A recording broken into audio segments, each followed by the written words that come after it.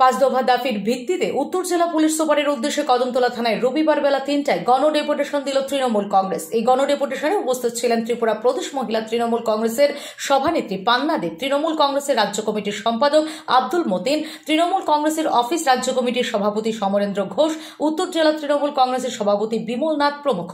এদিন এই ডেপুটেশন প্রদান শেষে উত্তর জেলা তৃণমূল কংগ্রেসের সভাপতি বিমল নাথ জানিয়েছেন, জেলা তৃণমূল কংগ্রেসের উদ্যোগে আমাদের এসপি সাহেবের উদ্দেশ্যে কদমতলা থানাতে আমরা ডেপুটেশন দিয়েছি ৫ দফা দাবির ভিত্তিতে।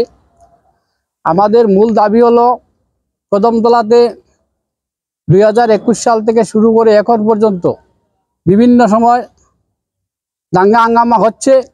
কিছু ষড়যন্ত্রকারী লোক সেই দাঙ্গায় সৃষ্টি করছে। এদেরকে তদন্ত করে সঠিক সিদ্ধান্ত দিতে হবে, সঠিক শাস্তি দিতে হবে এবং আমাদের কদমতলায় একটা টিএসআর ক্যাম্প স্থাপন করতে হবে। কালাচড়াতে একটা পুলিশ ফাঁড়ি স্থাপন করতে হবে। আমাদের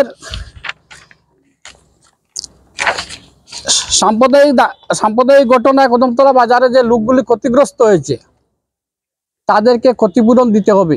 যাদের বাড়িঘর জ্বলছে তাদেরকে ক্ষতিপূরণ দিতে হবে।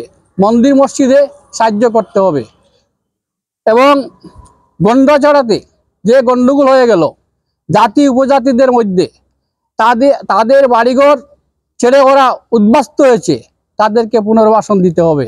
আমাদের পুনর্বাসন দিতে হবে।